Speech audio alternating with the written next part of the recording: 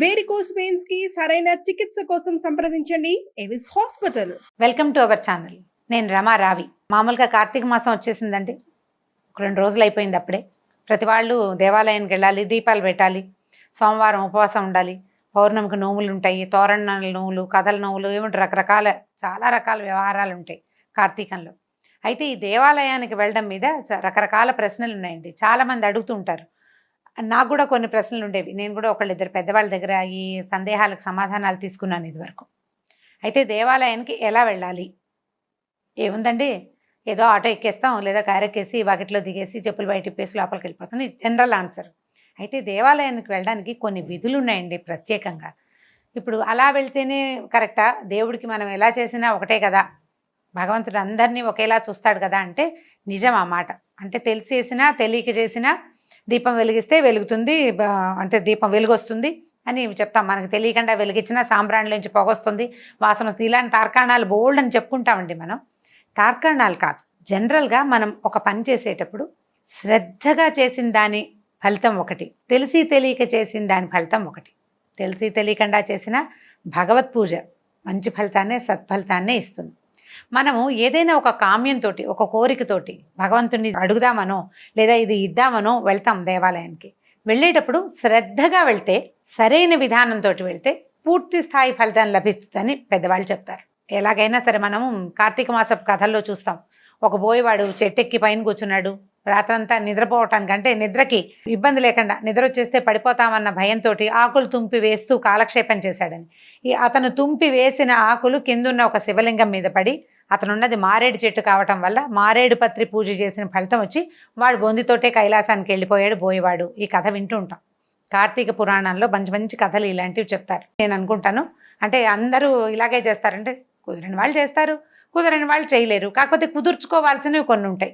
దేవాలయానికి వెళ్ళేటప్పుడు తప్పకుండా తలస్నానం చేయటం, మొన్నో చేసింది కాకుండా పొద్దునే కాస్త నెత్తి మీద నీళ్ళు పోసుకుంటే, నిన్న మొన్న ఏదైనా ఇబ్బందులు వచ్చినా కూడా, మనం ఎవరినైనా ముట్టుకున్నా, మన ఇంటికి ఎవరైనా వచ్చినా ఆ దోషం లేకుండా. స్త్రీలైతే కొద్దిగా పసుపు రాసుకుని స్నానం చేయటం, మాంగళ్యం ధరించే అలవాటు ఉన్న వాళ్ళైతే మంగళసూత్రాలకి కొద్దిగా ఒక చిటికెడు పసుపు రాసుకోవటం. శుభ్రత కోసమే, అంతకంటే ఏం లేదు. ఏదో ఒక చిన్న పవిత్రత భావం కోసం పసుపు వేసుకుని స్నానం చేయటం, తల స్నానాలు చేయటం, తల అరుపుకోవటం. చాలామంది ఏం చేస్తారంటే తడి జుట్టుతోటి గుళ్ళోకి వెళ్తారండి. అంటే వాళ్ళు ఎవరో వేరే స్టేట్లో వాళ్ళు వెళ్తున్నారు కదా అని అనుకోకండి. మన స్టేట్లో పనికిరాదండి. తెలుగు రాష్ట్రాల వాళ్ళకి తడి జుట్టుతోటి దేవాలయానికి వెళ్ళటం పనికిరాదు. జుట్టు విరబోసుకుని కూడా వెళ్ళకూడదు. దేవాలయ ప్రాంగణంలో మన గోళ్ళు కానీ జుట్టు కానీ పడితే చాలా పెద్ద దోషం. మనం తెలిసి తెలియక జుట్టు విరబోసుకుని వెళ్తే జుట్టు రాలకుండా ఉంటుందండి. అసలు జుట్టు ఉన్నది రాలడానికే. పైగా ఇవాళ రేపు హెయిర్ ఫాల్ చాలా సర్వసాధారణం కదా. హెయిర్ ఎక్కడైనా రాలి మన జుట్టు దేవాలయంలో పడితే గుడికి వెళ్ళిన పుణ్యం పక్కన పెట్టండి, పాపం వస్తుంది లేనిపోంది. అందుకని తడి జుట్టు ఆర్పుకోండి. జుట్టు చివరలు ఎంతో కొంత ముడేయటం, లేకపోతే పై భాగానైనా ఒక క్లిప్ పెట్టుకోవడం. పొడుగాటి జుట్టు ఉందనుకోండి, కొసలు మడుచుకోవాలి. ఇప్పుడు మాలాగా పొట్టి జుట్టుల వాళ్ళు అనుకోండి, దీన్ని వేళ్లాడేసుకుని వెళ్ళకుండా ఓ క్లిప్పో ఒక రబ్బర్ బ్యాండో పెట్టుకోండి తప్పనిసరిగా. జుట్టు ముట్టుకున్నాక విధిగా చేతులు కడుక్కోవాలండి. ఇది సాధారణ నియమం, హెల్దీ థింగ్ కూడా జ్ఞాపకం పెట్టుకోండి. తల దూకుంటే చేతులు కడుక్కోవాలి. పిల్లల తల దువ్వినా చేతులు కడుక్కోవాల్సిందే, అది నియమం. జుట్టు సరిగా పెట్టుకోవటం మొదటిది. బొట్టు పెట్టుకోవటము, కాస్త ఒంటి చేతులు గాజులు, మెడ చెవులు బోసిగా ఎలా లేచామో ఎలా స్నానం చేసామో అలాగే వచ్చేయకుండా కాస్త అలంకారంతో ఎంతో కొంచెం చూడడానికి బాగుండేలాంటి అలంకారం ఇది వేసుకోవటం.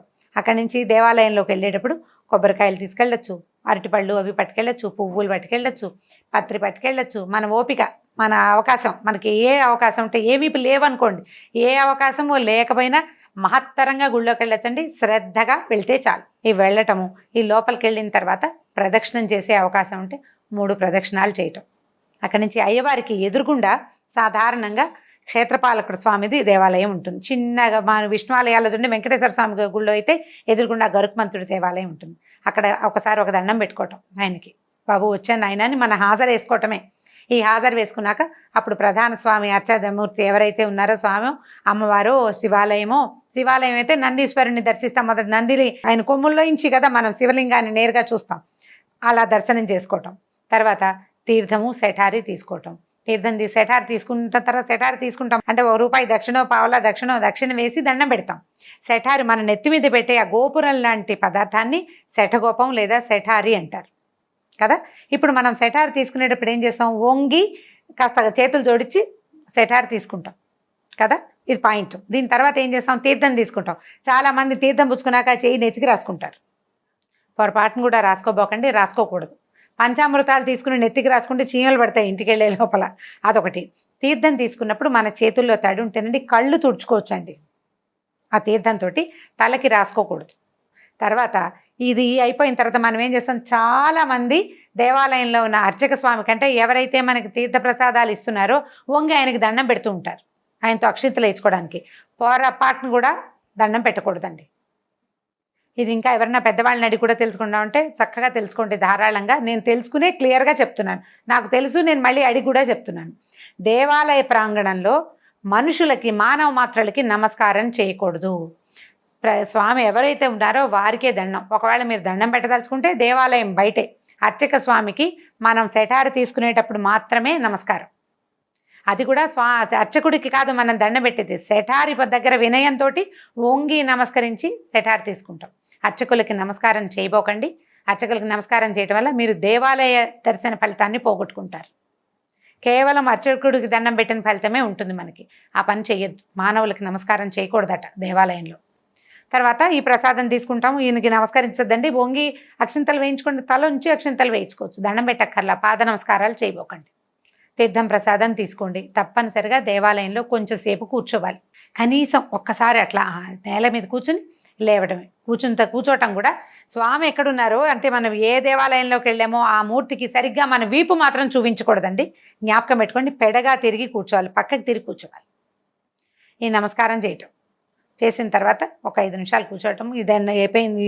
గుళ్ళ నుంచి బయటకు వచ్చాక ఒకవేళ శివాలయం అయితే 2-3 పాఠ భేదాలు ఉన్నాయండి. పెద్దవారు కొంతమంది చెప్తారు, మన శివాలయంలో ఇచ్చిన నిర్మాల్యాన్ని అక్కడే వదిలిపెట్టి రావాలంటారు. వదిలిపెట్టి రావటం ఒక పద్ధతి. చిటికెల చండికేశ్వరుడు ఉన్నాడని చెప్తారు. చండికేశ్వరుడు అని శివాలయాల్లో ఒక ఆయన కనిపిస్తాడు, ఆయన ధ్యానంలో ఉంటాట. అక్కడ ఒకసారి చిటిక వేయాలంటారు. చిటికేసి మన గోత్రనామాలు చెప్పాలంటారు. గోత్రనామాలు అవి చాలామంది చెప్పారు. చిటికేసి ఓ దండం పెడతారు. ఆయన ఒకసారి కళ్ళు తెరిచి చూస్తే ఓహో వీళ్ళు వచ్చారని మన పేరు రాసుకుంటాడట చిట్టాలో. ఈ చండికేశ్వరుడి దగ్గర మనం ఎప్పుడైతే చిటికేస్తామో అప్పుడు మన చేతిలో ఉన్న నిర్మాల్యం పెట్టేయచ్చు. నంది మీద పెట్టకూడదండి, నందీశ్వరుడి దగ్గర వదిలిపెట్టకూడదు, చండికేశ్వరుడి దగ్గర వదిలిపెట్టచ్చు. ఒక పెద్దవారు ఒక ఆయన చెప్పారు. ఈ నియమాలు పాటించండి. ప్రసాదం తీసుకుంటాం. ప్రసాదం తీసుకున్నాక మనకి ఏదైనా దొన్నెలో ప్రసాదం పెట్టారనుకోండి, జ్ఞాపకంగా ఎక్కడో దాన్ని పడేయకుండా తీసుకెళ్ళి డస్ట్బిన్లో వేయటం, చేతులు కడుక్కోవటం శుభ్రంగా. దేవాలయ ప్రాంగణాన్ని పరిశుభ్రంగా ఉంచేందుకు మన వంతు ఎంతో కొంత పని చేయటం. అక్కడ ఇక్కడ ఏదైనా కొబ్బరి చిప్పలు, కొబ్బరి ముక్కలు కనపడితే తీసి ఒక పక్కకు పడేయండి, అదంతా సేవగా భావించబడుతుంది. ప్రాంగణం బాగుండకపోతే మీ ఓపిక ఉంటే తుడవద్దు. కాలు కింద ఏదో కొబ్బరి ముక్క పడింది, ఓ పువ్వో ఏదో పడింది, నిర్మాల్యాలు జల్లో పెట్టుకుంటారు చాలామంది. అర్చక స్వామి పువ్వులు ఇస్తే దాన్ని వెంటనే నెత్తి మీద పెట్టుకుంటామా, తల మీద కూడా పెట్టుకోకూడదండి. ఎందుకంటే తల ముట్టుకుంటే చేయి కడుక్కోవాలి. ఈ పువ్వుని మన నెత్తిలో దోపిన తర్వాత ఈ చెయ్యి ఎలా కడుక్కుంటాం, అవకాశం లేదు. అందుకని నిర్మాల్యం చేత్తో పుచ్చుకొచ్చి బయటకు వచ్చాక చేయొచ్చు. మనం తల ముట్టుకున్నాక దండం పెట్టలేం, ఇంకా పనికిరాదు. కాబట్టి తలలో పెట్టుకోవద్దు. ఈ తలలో పెట్టుకున్న నిర్మాల్యాలు కింద అక్కడక్కడ కనపడుతుంటాయి పడిపోయి, వాటిని తొక్కకండి. వాటిని తీసి కొంచెం గోడవారగానో ఏ రావి చెట్టు ఏదైనా చెట్లు వేప చెట్లు ఉంటాయి దేవాలయాలు, తీసి అక్కడ మొదట్లో వేయటం. డస్ట్బిన్లో వేయకండి సుమా. పువ్వుల్ని వాటిని, కొబ్బరి చిప్పల్ని వాటిని ఒక పక్కకి ఒక వారకి వేయచ్చు, అవి ఎలాగూ తీసేస్తారు. కాబట్టి శ్రద్ధగా ఏ పనైనా చేయండి. దేవాలయంలో ఎంత చిన్న పనైనా మీరు శ్రద్ధతో చేసింది సేవగా స్వీకరించబడుతుంది స్వామి చేత. అది ఆయన అయ్యవారు కావచ్చు, అమ్మవారు కావచ్చు, వినాయకుడు కావచ్చు, కుమారస్వామి కావచ్చు, ఎవరైనా సరే మీ శ్రద్ధనే అక్కడ తీసుకుంటారు. కానీ మనం తెచ్చిన బోల్డ్ అని పళ్ళాల నిండా పళ్ళు, కవర్ల నిండా పువ్వుల్ని తీసుకోరు. అవి ఊరికే యాంత్రికంగా తీసుకోబడతాయి. నిజంగా తీసుకోబడేది మీ శ్రద్ధ. మీరు ఎంత నిజమైన భక్తి శ్రద్ధలతోటి ఉన్నారు, తోటి వారి పట్ల ఎంత చక్కటి ప్రవర్తన కలిగి ఉన్నారు. తోసుకోకూడదు. ఊళ్ళో తోసుకోవటం, మేము ముందొచ్చామని వాదించడం, ఇలాంటి ప్రవర్తన, దుష్ప్రవర్తన చేయొద్దు. గుళ్ళల్లో కూర్చొని కబుర్లు చెప్పుకోకూడదు. ఈ చీర ఎక్కడ కొన్నారు, బాగుంది, మీ నగ ఎంతో బాగుందండి, మీ హెయిర్ స్టైల్ ఎంత బాగుంది, ఇలాంటి మాటలు మాట్లాడకూడదు. శ్రద్ధగా జుట్టు ముట్టుకోకుండా, తలలు ముట్టుకోకుండా. ఇప్పుడు ఈ జుట్టు విరబోసుకున్నాం అనుకోండి, దాన్ని ఇలా అంటూ ఉంటాను సేపు. ఎడం చేత్తో ఎగసం తోస్తూ నువ్వు తీర్థం ఎలా తీసుకుంటావు, ఎడం చేయి కాదు కుడి చేయి కూడా మన జుట్టు మీదకి వెళ్ళిపోతూ ఉంటుంది. అందుకనే జుట్టు విరబోసుకోకూడదు. ముడేసుకోండి, క్లిప్ పెట్టుకోండి. హెయిర్ని ముట్టుకునే ఏ పరిస్థితిని రానివ్వద్దు, జుట్టు ముట్టుకోకూడదు. ఈ శ్రద్ధ కనుక పాటించారా 2 సార్లు చేస్తే 3వసారికి అలవాటు అవుతుంది. టెంపుల్లో జుట్టు ముట్టుకోకూడదు. అక్కడి నుంచి పమిట పైకి తోసుకోవటం కూడా బట్టల్ని సరైన దుస్తులు ధరించడం, వీటిని సవరించుకునే వ్యవహారం పెట్టుకోకపోతే మనకు శ్రద్ధ బాగా కుదురుతుందండి. సరైన దుస్తులు, చక్కటి కేశాలంకరణ, అంటే క్లిప్ పెట్టుకోవటమే, అందంగా అలంకరించుకుని ఏం వెళ్ళక్కర్ల. భగవంతుడు మన అందాన్ని ఏం చూడ్డు, మన శ్రద్ధని, మన ఆసక్తిని, భగవంతుడి పట్ల మన ఆసక్తినే చూస్తాడు. ఈ రకంగా కనుక మీరు దేవాలయ దర్శనం చేస్తే 1-2 సార్లు చూడండి, మీకు డిఫరెన్స్ తెలుస్తుంది. మీరు ఎంత శ్రద్ధగా వెళ్తారో, ఎంత బాగుంది అనిపిస్తుందో, ఎంతో ప్రశాంతత మీకు తెలుస్తుంది. ఇప్పుడు గుళ్ళో కనుక చిన్న చిన్న పనులు చేయటం, దీపాలు పెడతారు చాలామంది. దీపం పెడతారా, ఆ పెట్టి వదిలిపెట్టి వచ్చేస్తారు.